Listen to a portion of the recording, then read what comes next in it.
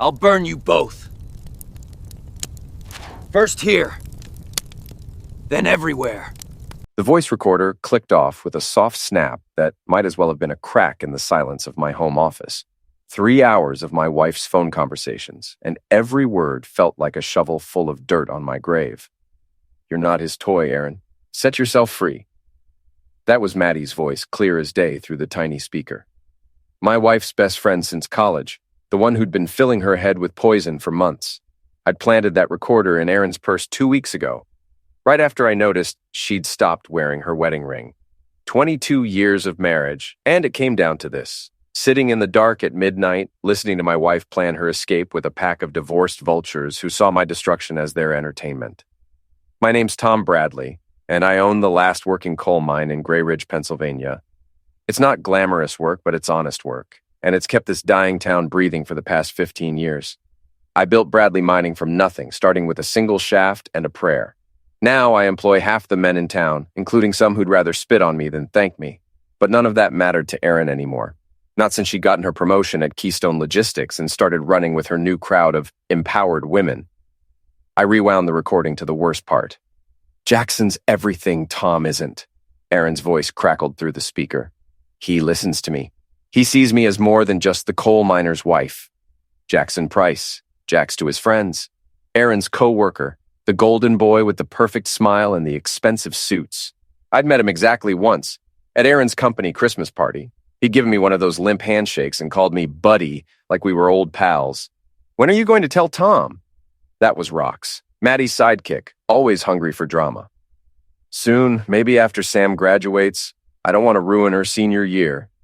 Our daughter, 18 years old and about to head off to Penn State in the fall. At least Erin had that much decency left.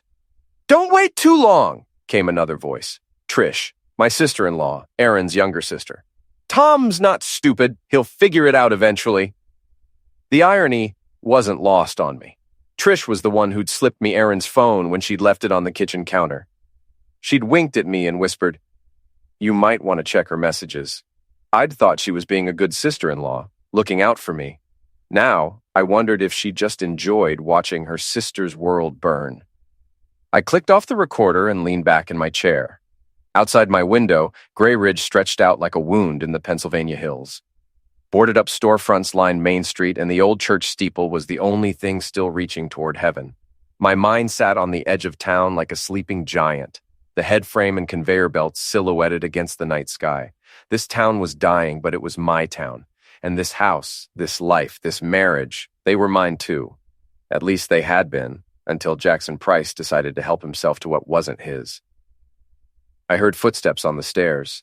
Erin coming up from the kitchen where she'd been reading for the past 3 hours. Really, she'd been texting with her lover boy, planning their next secret meeting. "Tom, you're up late." Her voice carried that fake concern she'd been using lately, like I was a sick dog she was thinking about putting down. "Couldn't sleep.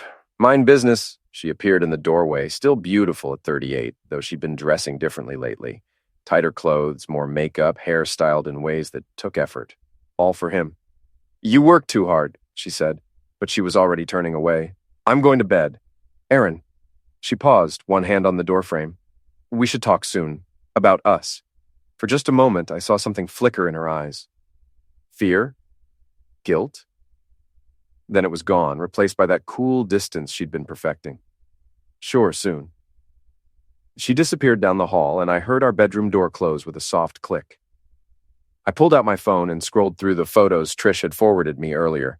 Erin and Jax at the Riverside Motel, his hand on her back as they walked into room 237. Another shot of them in his car, her head on his shoulder. The final image showed them kissing in the parking lot of her office building, bold as brass in broad daylight. My phone buzzed with a text from Big Joe Kowalski, who ran the Lantern, the dive bar where most of my miners drank their paychecks. "Tom, you need to see this. Come by tomorrow." I stared at the message, wondering what fresh heck was waiting for me. In a town like Gray Ridge, secrets had a way of multiplying like cancer cells. By tomorrow, half the town would know what I just learned tonight. But maybe that wasn't such a bad thing. Maybe it was time for everyone to see exactly who Erin Bradley really was. And maybe it was time for Jackson Price to learn what happened when you tried to steal from a man who'd spent his whole life digging in the dirt. I clicked the recorder back on and listened to my wife's betrayal one more time. Each word carved itself deeper into my memory, fuel for the fire that was already starting to burn in my chest. They wanted to set themselves free? Fine. But freedom came with a price, and I was about to teach them both exactly how expensive betrayal could be. The lantern squatted on the corner of 3rd and Main like a toad that had given up on becoming a prince. The neon beer signs in the windows cast sickly colors across the cracked sidewalk, and the parking lot was full of pickup trucks and motorcycles that had seen better decades. I found Big Joe behind the bar, polishing glasses with a rag that had probably been white sometime during the Clinton administration. Joe was a mountain of a man, 6'4", and built like a refrigerator, with hands that could crush beer cans or skulls with equal ease. He'd been the heavyweight champion of this corner of Pennsylvania back in the 80s, before a car accident ended his boxing career and left him with a permanent limp. Tom. He nodded toward the back booth. We need to talk. I followed him past the pool tables and the jukebox that was playing Hank Williams Jr. for the 3rd time in an hour. The back booth was where serious conversations happened in the lantern, far enough from the bar to avoid eavesdroppers, but close enough to the emergency exit if things went sideways. Joe slid a manila envelope across the scarred wooden table. Pete Kowalski brought this by an hour ago, said he found it under his windshield wiper. Pete was Joe's older brother, a retired miner who spent his days driving around town in his ancient Buick, collecting gossip like some people collected stamps. If Pete had received something worth sharing, it was either very good news or very bad news. Given the week I was having, I was betting on the latter. I opened the envelope and felt my blood turn to ice water. The first photo showed Aaron and Jax at the Riverside Motel, but this wasn't one of the shots Trish had sent me. This was taken from a different angle, closer, more intimate. You could see Jax's hand sliding under Aaron's blouse, could see the expression of pure lust on her face. The second photo was worse, much worse. It showed them in bed together, and while the sheet covered the most explicit details, there was no mistaking what was happening. But it was the third item in the envelope that made my hands shake with rage. A printout of my personal banking information, including account numbers, balances, and recent transactions. Someone had been digging into my finances, and they'd found information that should have been impossible to access. Jesus Christ, I whispered. Gets better, Joe said grimly. He pulled out his phone and showed me a text message. This came through about an hour after Pete got his package. The message was from an unknown number. Tom Bradley isn't the only one with secrets. Check your email. I pulled out my own phone and opened my email app. There it was, a message from a generic Gmail account with no subject line. The body of the email contained a single sentence and an attachment. Some birds sing before they die. The attachment was an audio file. I plugged in my earbuds and hit play, already knowing I wasn't going to like what I heard. It was Aaron's voice, crystal clear. Tom's been skimming from the mine's safety budget for years. If the state ever audited us, he'd go to prison. That was a lie. A complete, fabricated lie. I'd never stolen a penny from my own company, and I'd always exceeded state safety requirements. But the accusation was delivered with such conviction that anyone listening would believe it. The recording continued with Jax's voice. We could use that. If he fights the divorce, we leak it to the state inspector. I don't want to destroy him, Aaron said, but her tone suggested otherwise. I just want out. Sometimes you have to burn down the old house to build a new one, baby. The recording ended and I sat in stunned silence. They weren't just planning to leave me. They were planning to frame me, to destroy everything I'd built over the past 20 years. Who sent this? I asked Joe. No idea. But whoever it is, they're not your friend. This feels like a warning sign. I studied the photos again, looking for clues. The angle suggested they'd been taken from the parking lot across from the motel, probably with a telephoto lens. The banking information was more troubling. That required either serious hacking skills or inside access to my accounts. Joe, I need a favor. Name it.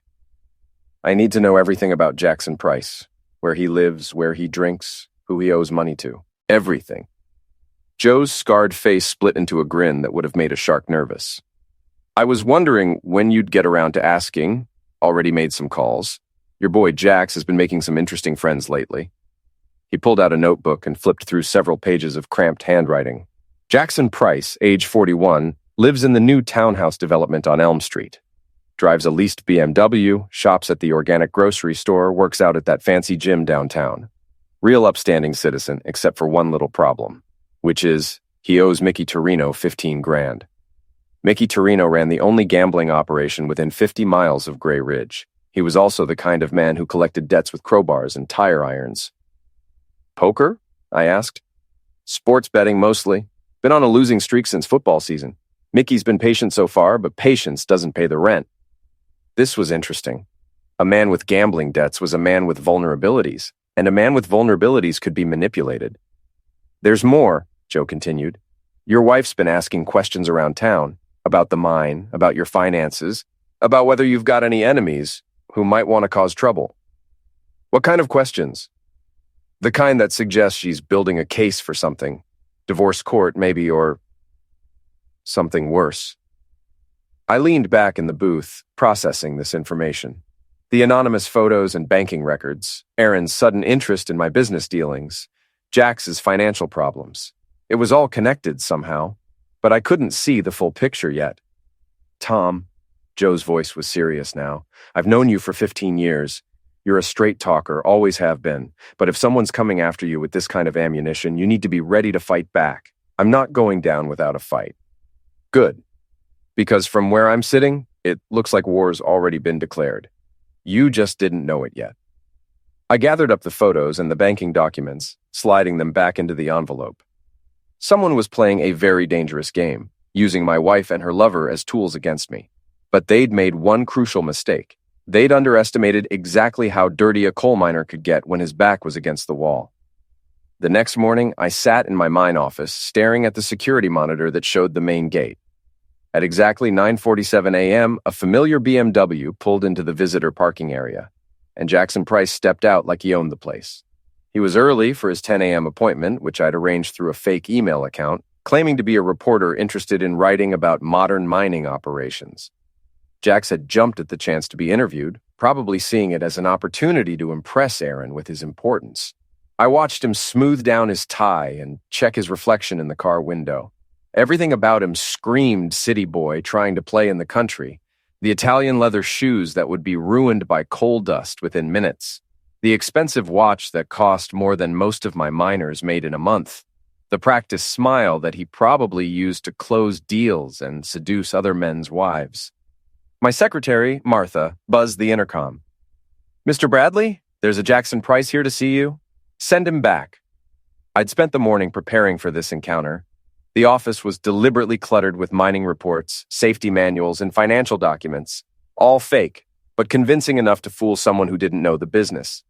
Hidden among the papers were several items that would serve my purposes. A voice recorder, a small camera, and a manila envelope containing some very interesting photographs. Jax knocked on the door and entered without waiting for permission. Another small arrogance that I filed away for later use. Mr. Bradley, Jack Price from Keystone Logistics. Thanks for agreeing to this interview. He extended his hand and I shook it, noting the soft palm and manicured nails. This was a man who'd never done a day of real work in his life. Call me Tom. Have a seat.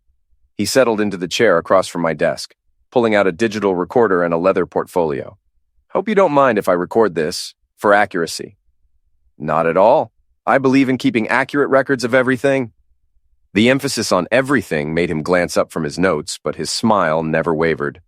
So Tom, tell me about Bradley Mining. How did you get started in this business? I launched into the story I'd told 100 times before, starting with nothing, building the company from a single shaft, employing local men who had nowhere else to turn when the steel mills closed. But I was watching Jax's face the entire time, looking for tells, for signs of the man who was planning to destroy my life. That's fascinating, he said, scribbling notes that probably had nothing to do with mining. And your family? Do they support your work here? My wife understands the importance of what we do. She knows that everything we have comes from this mine. That must put pressure on a marriage. The long hours, the dangerous work. Only if you let it. A strong marriage can survive anything as long as both people are committed to honesty and fidelity. This time his pen paused for just a fraction of a second. Got you, I thought. Of course. Now, about the financial aspects of the operation. For the next 20 minutes, I fed him a mixture of truth and carefully crafted lies. The mine was more profitable than ever. I was considering expansion. There might be opportunities for outside investors with the right connections. That's very interesting, Jack said, leaning forward. What kind of investment opportunities? Well, that would depend on the investor. Someone with access to capital, maybe connections in the logistics industry. I let the suggestion hang in the air, watching greed flicker in his eyes. A man with gambling debts was always looking for a quick score. I might know some people, he said carefully. I'm sure you do. In fact, I know quite a bit about your connections, Jack. The use of his nickname made him look up sharply. I'm sorry? I opened the manila envelope and spread the contents across my desk. Photos of him entering Mickey Torino's backroom poker game. Bank statements showing his mounting debts. A copy of the loan application he'd filed and been rejected for just last week. You see, Jack, I make it my business to know everything about people who come onto my property, especially people who are sleeping with my wife. The color drained from his face, but to his credit, he didn't try to deny it. Instead, he straightened in his chair and met my eyes. Tom, I can explain. No need. I understand perfectly. You're in debt to some very dangerous people, and you saw an opportunity. Seduce the mine owner's wife, get inside information about the business, maybe find a way to squeeze some money out of the situation. It's not like that, isn't it? Then explain to me why you and Aaron have been asking questions about my finances all over town. Explain why someone sent me recordings of you two planning to frame me for safety violations. His mouth opened and closed like a fish gasping for air. I don't know what you're talking about. Sure you don't. I leaned back in my chair, enjoying the moment. Here's what's going to happen, Jack. You're going to walk out of here, and you're going to disappear from my wife's life. You're going to find another way to pay Mickey Torino because it's not going to come from me or my family. And if I don't? I smiled, and it wasn't a nice smile. Then I make some phone calls. The state mining inspector gets an anonymous tip about Keystone Logistics' new policy of corporate espionage. Mickey Torino gets a heads up that one of his debtors has been bragging around town about finding a big score. Your boss gets copies of the very unprofessional photos you've been taking with married employees. Jax's face went white, then red, then white again. You can't prove anything. I don't have to prove anything, Jack. I just have to make your life so miserable that you'll be begging to leave town. He stood up abruptly, knocking over his chair. This isn't over. Yes, it is. You just don't know it yet. After he left, I sat back and allowed myself a moment of satisfaction. Round one was mine, but I knew this was far from over. Men like Jackson Price didn't give up easily, especially when they were desperate. I picked up my phone and dialed Big Joe's number.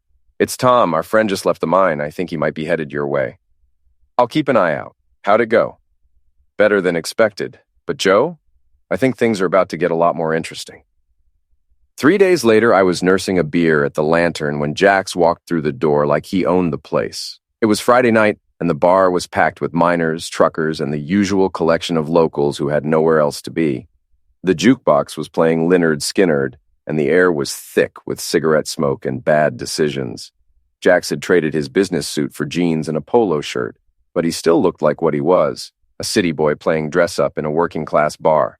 He scanned the room until he spotted me, then walked over with the kind of swagger that usually ended with someone getting their teeth knocked out. Tom Bradley, he said, loud enough for half the bar to hear. We need to talk. I took a slow sip of my beer and looked him up and down. I thought we covered everything the other day. That was before you decided to play games with my life. The conversations around us started to die down as people sensed trouble brewing. In a place like the Lantern, a fight was better entertainment than cable TV. I don't play games, Jack. I solve problems. By calling my boss? By spreading lies about me around town? I hadn't called his boss, but I wasn't about to correct him. Let him think I had more reach than I actually did. I told you what would happen if you didn't back off. You chose not to listen. You can't scare me away from Erin. She's leaving you whether you like it or not. That got the attention of everyone within earshot. Big Joe appeared behind the bar, polishing a glass with the kind of deliberate movements that suggested he was ready to use it as a tool if necessary. Is that what she told you? I stood up, matching his aggressive posture. That she's leaving me for you? She loves me. She loves what you represent, escape from this place, from me, from the life she chose 22 years ago, but you? You're just the vehicle, Jack, and not a very reliable one from what I hear. What's that supposed to mean? I pulled out my phone and showed him a photo that Big Joe had taken earlier that day. Jax coming out of Mickey Torino's office, looking like he'd been worked over by a professional. Rough meeting with your bookie? His hand went instinctively to his ribs, where I could see the outline of bandages under his shirt. That's none of your business. It became my business when you decided to use my wife to solve your money problems. I'm not using her. No? Then explain this. I pulled out a second phone, a burner I'd bought specifically for this moment, and played an audio recording. Jax's voice came through the speaker, slightly distorted but clearly audible. The old man's got money stashed all over the place. Aaron says he doesn't trust banks, keeps cash in safety deposit boxes around the county. Once we're married, I can help her find it all. The recording was fake, of course. I'd paid a local kid who did voice work for radio commercials to create it, using samples from Jax's real voice that I'd recorded during our meeting. But it sounded convincing enough to fool anyone who wasn't expecting it. The bar had gone completely quiet now. Even the jukebox seemed to sense the tension and had moved on to something slower and more ominous. That's not real, Jax said, but his voice lacked conviction. Isn't it? Then why don't you explain to everyone here why you've been asking questions about my business? Why you've been pumping my wife for information about my finances? I haven't. You haven't what? Been sleeping with her? Been planning to take her away from here? Been looking for a way to pay off your gambling debts? I could see the exact moment when his composure finally snapped. His face went red, his hands clenched into fists, and he took a step toward me. You son of a witch! That's enough, Big Joe said, moving out from behind the bar. But I held up a hand to stop him. Let him finish, Joe. I want to hear what the man who's been screwing my wife has to say. Jax swung at me, a wild haymaker that telegraphed itself from Pittsburgh. I ducked under it easily and grabbed his wrist, using his own momentum to spin him around and slam him face first into the bar. You want to fight me, Jack? Fine. But not here, and not like this. I released him and stepped back. He turned around, red streaks trickling from his nose, murder in his eyes. You think you're so tough because you own a mine and employ half this town? You're nothing but a small-town bully who can't keep his wife satisfied. The insult hit home, but I didn't let it show. Instead, I smiled and pulled out my wallet, dropping a 20 on the bar. Joe, drinks are on me for everyone who wants to hear a story about a city boy who thought he could come to Gray Ridge and take whatever he wanted. A cheer went up from the crowd, and suddenly, Jax found himself surrounded by men who worked for me. Men whose paychecks depended on my success. Men who didn't appreciate outsiders coming into their bar and disrespecting their boss. You want to know the truth about your girlfriend's husband? I addressed the room, but kept my eyes on Jax. I started with nothing and built something that matters. I employ your neighbors, I pay my taxes, and I've never cheated on my wife, no matter how tempting it might have been. Another cheer, louder this time. But this man here, this Jackson Price from Keystone Logistics, he thinks he can waltz into our town and steal whatever he wants. He thinks because he wears expensive suits and drives a fancy car, he's better than us. The crowd was getting ugly now, pressing closer to Jax, who was starting to look genuinely frightened. Tom, Big Joe warned. It's okay, Joe. Mr. Price was just leaving. Weren't you, Jack? Jax looked around at the hostile faces surrounding him, then back at me. This isn't over. Yes, it is. You just don't want to admit it. He pushed through the crowd toward the door, but I called after him. Jack, one more thing. He turned back, hope flickering in his eyes that maybe I was going to offer him a way out. Tell Erin I said hello, and tell her that when she's ready to come home, I'll be waiting. The door slammed behind him, and the bar erupted in laughter and applause. But I wasn't celebrating. This had been a warning sign, nothing more. The real war was just beginning. 2 weeks after the confrontation at the Lantern, I was sitting in my truck outside the Riverside Motel at 2:17 a.m., waiting for Jackson Price to make the biggest mistake of his life. According to the text messages I'd been intercepting from Erin's phone, thank you modern technology and a $20 spy app, she and Jax had planned a romantic rendezvous in room 237, the same room where they'd been meeting for the past 3 months, the same room where someone had photographed them together. I'd spent the intervening weeks gathering intelligence and setting traps. Big Joe's network of bartenders, bookies, and barflies had provided a steady stream of information about Jax's movements and financial situation. Mickey Torino's patience was wearing thin, and Jax was getting desperate. Desperate men made stupid decisions, and I was counting on that. The BMW pulled into the parking lot at 2:23 a.m., 6 minutes late.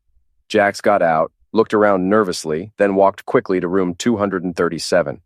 The door opened before he could knock, and Erin appeared in a silk robe that I'd bought her for our anniversary 3 years ago. They embraced, and she pulled him inside.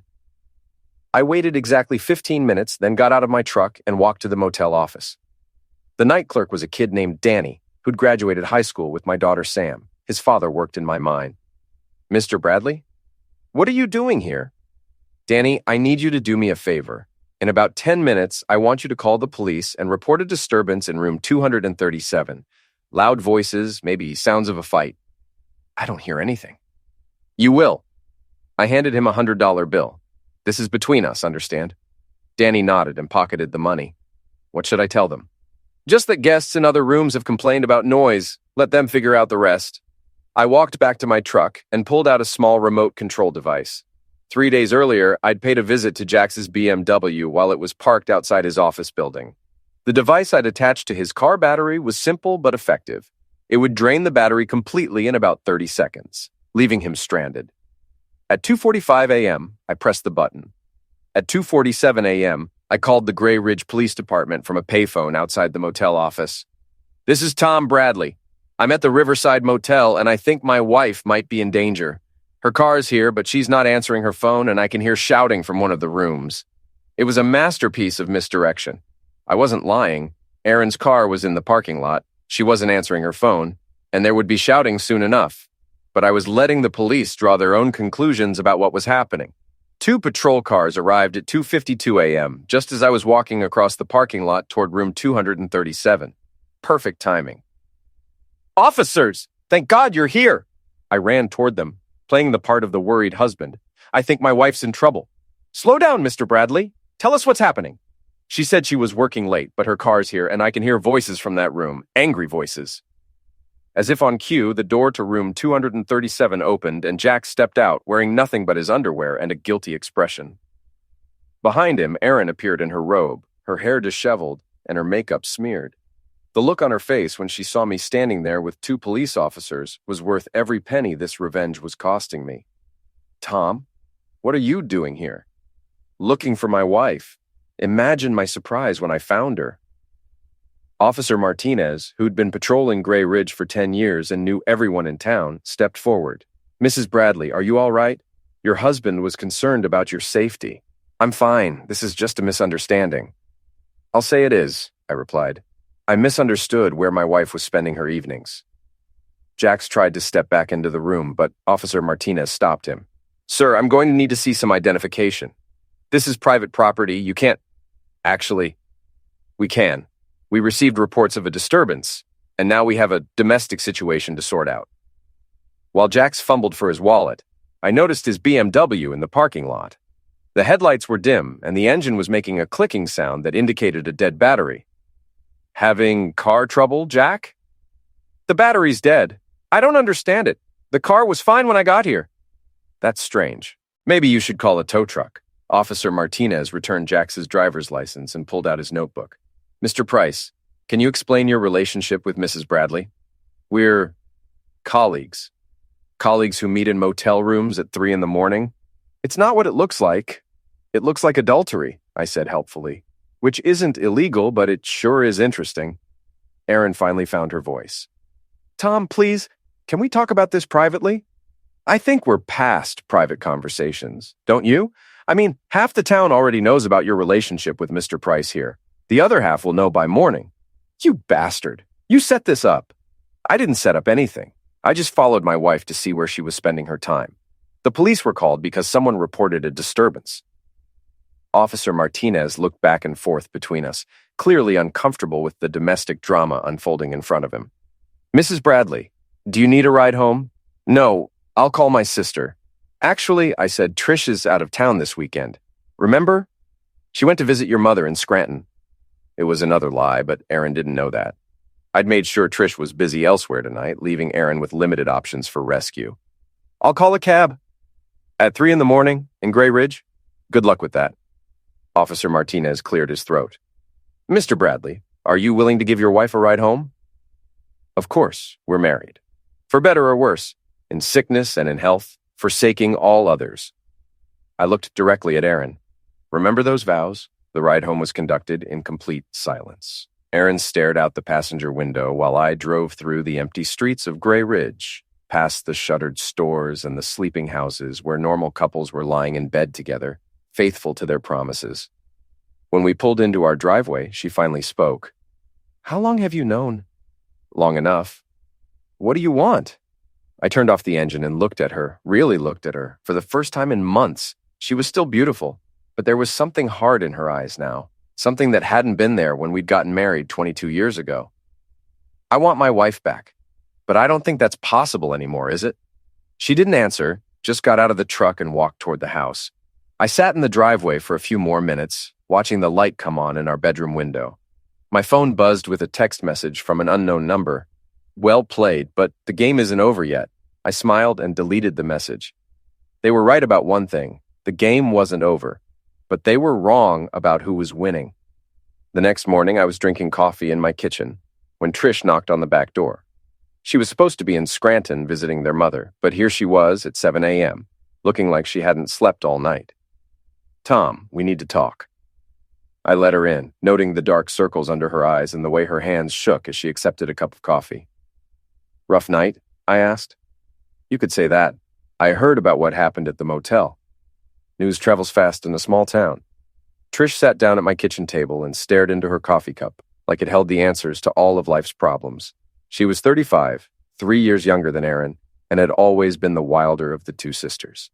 2 divorces, a string of bad relationships, and a tendency to speak her mind had made her the black sheep of the family. "Tom, there's something I need to tell you. About Aaron. About everything that's been happening." "I'm listening. I'm the one who's been sending you the photos, the bank records, the recordings." I set down my coffee cup very carefully. "What?" "I hired a private investigator to follow Aaron. I'm the one who's been feeding you information about her affair." This was not what I'd expected to hear. "Why?" Trish looked up at me, and I saw something in her eyes that made my blood run cold. It wasn't guilt or shame or sisterly concern. It was something much more dangerous. "Because I've been in love with you for 20 years. The kitchen fell silent except for the ticking of the wall clock and the distant sound of a neighbor starting his car. I stared at Trish, trying to process what she'd just confessed. "That's impossible." "Is it? Who do you think encouraged Aaron to take that job at Keystone Logistics? Who do you think introduced her to Maddie and that whole crowd of divorced women? Who do you think has been pushing her to find herself and explore her options? You've been manipulating your own sister? I've been giving her the freedom to show you who she really is, and now you've seen it." I stood up and walked to the window, looking out at the mine in the distance. The morning shift would be starting soon, and I should be there, dealing with normal problems like equipment maintenance and production quotas. Instead, I was standing in my kitchen, learning that my sister-in-law had orchestrated the destruction of my marriage. "How long?" I asked. "Since your wedding day. I was Aaron's maid of honor, remember? I stood there watching her marry the man I loved, and I smiled and threw rice and pretended to be happy for her. But you got married. Twice. I was trying to get over you. It never worked." I turned back to face her. "So you decided to destroy my marriage instead?" "I decided to let your marriage destroy itself. All I did was create opportunities for Aaron to show her true colors. She's the one who chose to have an affair. She's the one who chose to betray you with a man you probably introduced her to." Trish smiled, and it was the coldest expression I'd ever seen on a human face. "Jackson Price has been in Mickey Torino's debt for 6 months. I suggested to Mickey that he might want to encourage Mr. Price to find a wealthy benefactor, someone married to money, someone who might be willing to help solve his financial problems. The pieces were falling into place now, creating a picture that was far more twisted than I'd imagined. You set up the entire affair. I created the circumstances. Aaron made the choices. And the recordings? The bank information? The private investigator I hired is very thorough. He's also very good with computers.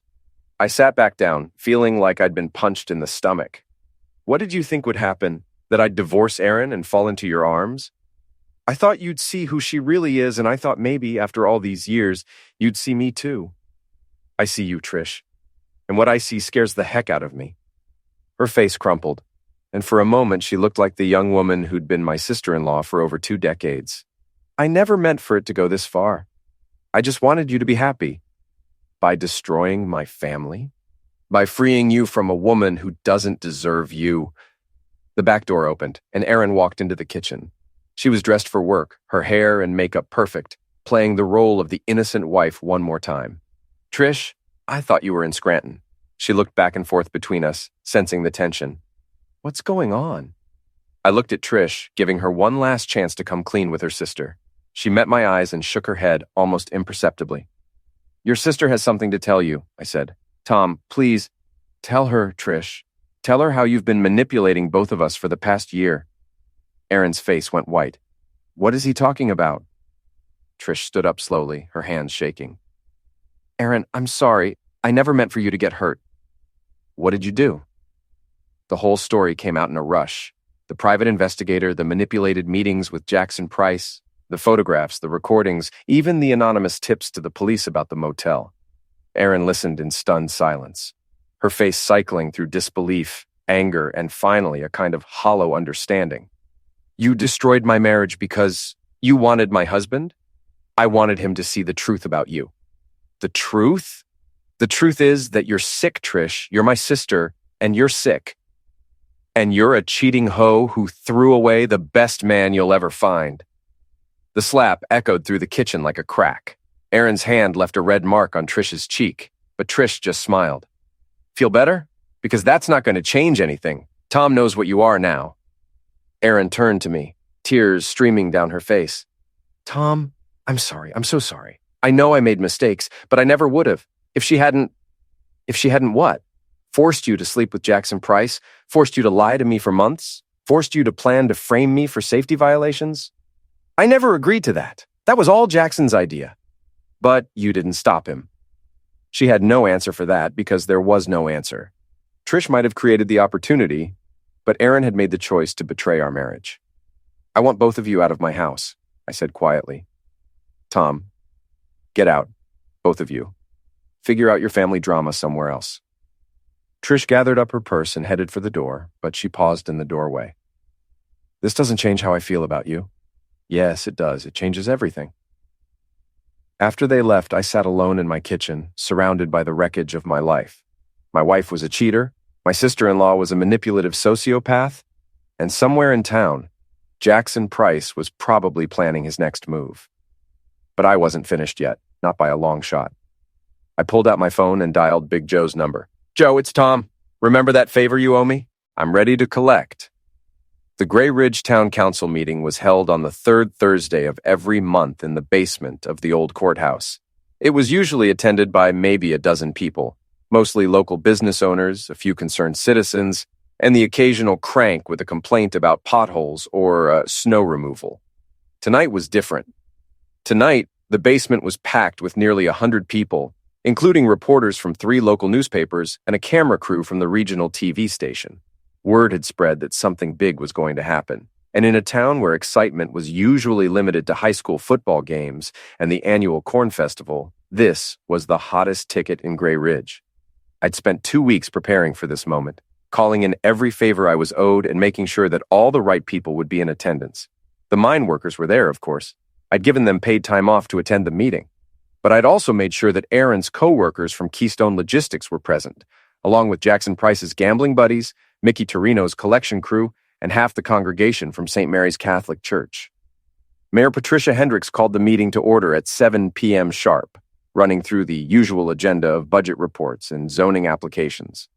I sat in the back row, waiting for my moment, watching as Erin and Jackson took seats near the front, probably wondering why so many people had shown up for what should have been a routine civic meeting. Trish was there too, sitting by herself on the opposite side of the room, her eyes fixed on me with an intensity that made several people uncomfortable. She'd been calling me constantly for the past 2 weeks, leaving voicemails that ranged from apologetic to threatening to desperately romantic. I'd saved every one of them. Is there any new business? Mayor Hendricks asked, consulting her agenda. I stood up. I have something to share with the community. Tom Bradley, owner of Bradley Mining, you have the floor. I walked to the front of the room, carrying a cardboard box that I set on the table next to the microphone. The room fell silent, as I looked out at the crowd, making eye contact with specific individuals who needed to understand that this wasn't just about my personal problems. This was about the integrity of our entire community. Ladies and gentlemen, I've been a resident of Gray Ridge for 45 years. I've owned and operated Bradley Mining for 15 years, employing over 60 local men and contributing millions of dollars to our local economy. I've served on the school board, donated to local charities, and tried to be the kind of neighbor and businessman that this community could be proud of. Murmurs of agreement from the crowd. So far, so good. But tonight, I'm here to talk about something that affects all of us. The importance of honesty, loyalty, and keeping your word. Because when those values break down, the whole community suffers. I opened the cardboard box and pulled out a thick folder. 3 months ago, I discovered that my wife of 22 years was having an affair with a man named Jackson Price, who works at Keystone Logistics. Now, adultery isn't illegal, and it's not usually something you'd discuss at a town council meeting. But this particular affair has implications that go far beyond my personal life. Erin started to stand up, but Jackson grabbed her arm and pulled her back down. Smart move. Anything she said now would only make things worse. You see, Mr. Price has some financial problems. Gambling debts, to be specific. He owes a significant amount of money to some very dangerous people, and he was looking for a way to pay those debts. So he seduced my wife and convinced her to help him steal from my business. I pulled out a stack of documents, bank records, loan applications, and financial statements that painted a picture of Jackson's desperate situation. These documents show that Mr. Price attempted to access my company's accounts using information provided by my wife. They also show that he applied for loans using inflated estimates of my personal wealth, claiming that he would soon have access to my assets through marriage. The crowd was getting restless now, sensing that this was building towards something explosive. But that's not the worst part. The worst part is that when I confronted them about their affair, they decided to try to frame me for safety violations at the mine. They planned to claim that I'd been cutting corners on worker safety, hoping to force me into a settlement that would give them access to my money. I pulled out my phone and connected it to the portable speaker I'd brought with me. I have recordings of their conversations discussing how to destroy my reputation and my business. I have photographs of them meeting with individuals who have been trying to sabotage my equipment. And I have evidence that they've been spreading false rumors about my company's safety record to try to trigger a state investigation. The recordings I played were a mixture of real conversations and carefully edited audio that told the story I wanted to tell. Not everything was completely accurate, but it was all believable, and it painted a picture of a conspiracy that went far beyond simple adultery. Now, you might ask why I'm bringing this to a public meeting instead of handling it through the courts. The answer is simple, because this affects all of you. Bradley Mining employs 62 people in this community. If my business had been destroyed by these false accusations, 62 families would have lost their income. The tax revenue that supports our schools, our police department, and our public services would have disappeared. The crowd was getting angry now, and their anger was directed exactly where I wanted it, at Jackson Price and the woman who had betrayed not just her husband, but her entire community. I'm not asking for sympathy. I'm asking for justice. And I'm asking this community to remember that when someone attacks one of us, they attack all of us. I pulled out the final item from my box, a thick manila envelope. This envelope contains copies of all the evidence I've gathered, including financial records, photographs, audio recordings, and sworn statements from witnesses. I'm turning it over to the district attorney's office for investigation, and I'm also providing copies to the state mining inspector, the Better Business Bureau, and the Internal Revenue Service. Jackson Price finally found his voice. This is all lies. He's making this up because he can't handle the fact that his wife doesn't love him anymore. Mr. Price, I said, turning to face him directly, are you denying that you owe money to Mickey Torino? Are you denying that you applied for loans using false information about my assets? Are you denying that you were recorded discussing ways to frame me for safety violations? He opened his mouth to respond, then closed it again, because he couldn't deny any of those things without perjuring himself in front of a room full of witnesses. I thought so. I turned back to the crowd. There's one more thing I need to address. My sister-in-law, Patricia Walsh, has been instrumental in exposing this conspiracy. She came to me with evidence of the affair and the financial fraud, risking her relationship with her own sister to protect our community. Trish looked shocked. This wasn't what she'd been expecting. Unfortunately, I've since learned that Miss Walsh had her own agenda. She wasn't trying to protect me or the community. She was trying to destroy my marriage so that she could pursue a romantic relationship with me. The gasps from the crowd were audible now. This was better than any soap opera. Miss Walsh hired a private investigator to gather evidence against my wife. She manipulated both my wife and Mr. Price, encouraging their affair while secretly documenting it. She even went so far as to provide Mr. Price with information about my business operations, hoping to create a situation that would force me to divorce my wife. I pulled out my phone again and played one of Trish's voicemails from the previous week, the one where she'd confessed her love for me and begged me to give her a chance. So you see, this isn't just a story about adultery or financial fraud. This is a story about how personal obsessions and selfish desires can poison an entire community. These three people, my wife, her lover, and my sister-in-law, were willing to destroy my business, eliminate 62 jobs, and damage our town's economy, all in service of their own twisted agendas. The crowd was on its feet now, shouting questions and accusations. Mayor Hendricks was banging her gavel, trying to restore order, but the damage was done. I gathered up my materials and headed for the door, but I stopped at the microphone one last time. To my employees who are here tonight, report to work as usual tomorrow. Bradley Mining is stronger than ever and your jobs are secure. To everyone else, remember that actions have consequences, and the truth always comes out eventually. As I walked toward the exit, I passed Jackson Price, who was trying to push through the crowd toward the door. Our eyes met for just a moment. "Game over, Jack." He didn't respond, but the look on his face told me everything I needed to know.